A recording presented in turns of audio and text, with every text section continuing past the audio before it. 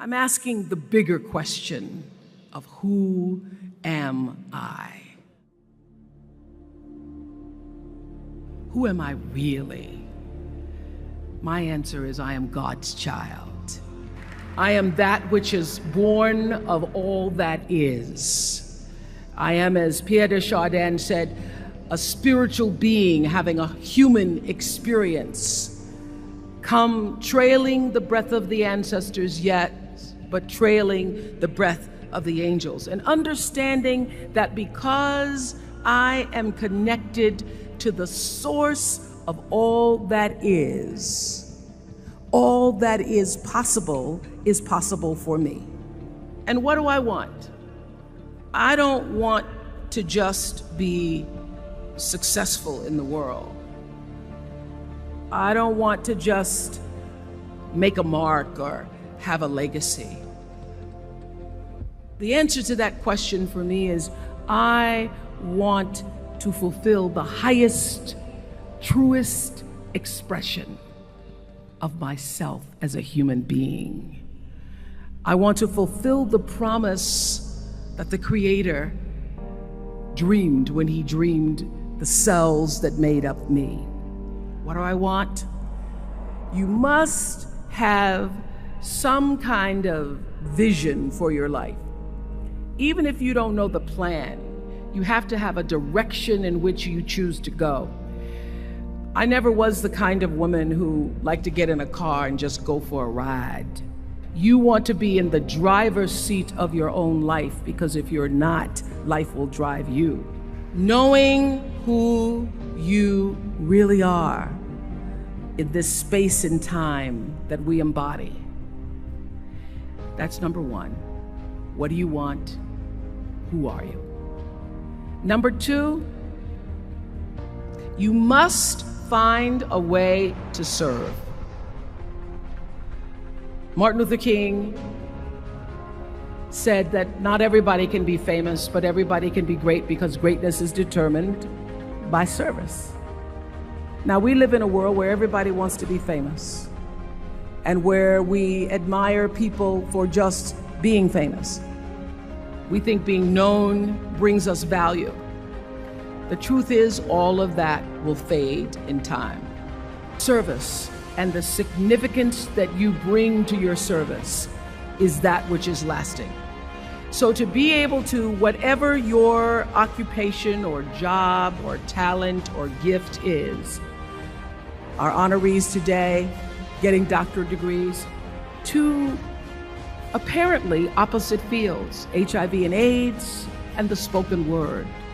But what they have in common is service, using the spoken word in service to community and the world, using your knowledge and information about HIV and AIDS and medicine in service to the world. And if you look at all the most successful people in the world, whether they know it or not, they have that paradigm of service. Service through medicine, service through art. Using whatever it is you produce, your product, as a way of giving back to the world. When you shift the paradigm of whatever it is you choose to do to service, and you bring significance to that, success will, I promise you, follow you. Be excellent. Let excellence be your brand. Everybody talks about building a brand. I never even knew what that was. When people say, you're a brand, I would say, no, I'm just Oprah. What I recognize now is that my choice to, in every way, in every example, in every experience, to do the right thing and the excellent thing is what has created the brand. Years ago, I did an ad for Revlon for an ad they were doing called Unforgettable Women. And what I know is that when you are excellent, you become unforgettable. People remember you, you stand out. Regardless of what it is, you become an unforgettable woman. And that is what we all want. We want to be unforgettable and not forgettable. So doing the right thing, even when nobody knows you're doing the right thing, will always bring the right thing to you. I promise you that. Why? Because the third law of motion is always at work. For every action, there's an equal and opposite reaction. That is so true in all of our lives. Everything you even try to do to me, already done to you.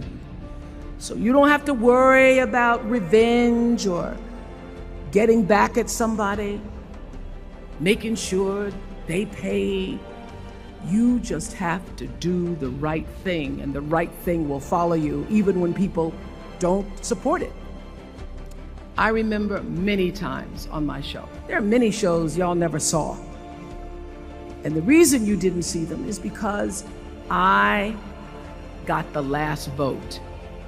The most important thing I have come to know in doing the right thing and making the right choices is understanding what we talked about yesterday.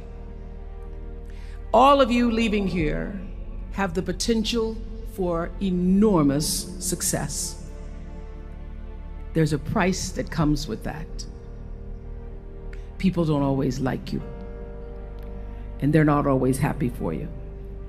And if you surround yourself with people who are not accustomed to your success, they become fearful, they become scared, because you are reflecting back something to them that they don't recognize.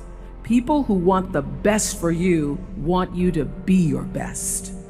So my greatest advice to you is to surround yourself with people who are going to fill your cup until your cup runneth over. I'm so full, my cup runneth over.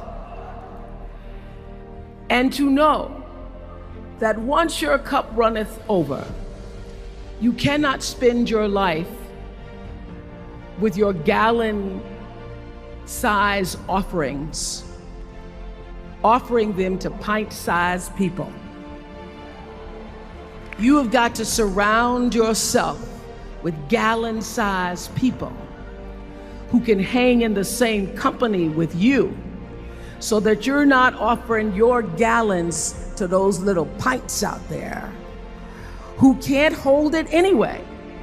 The biggest choices begin and end with you, your internal big questions. Who do I want to be in the world?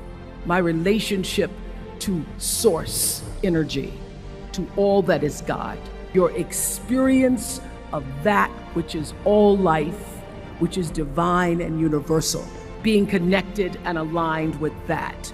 When you are tuned in and charged into that, whenever you feel empty, you go inside yourself and you connect to the source, and you know that all things are possible.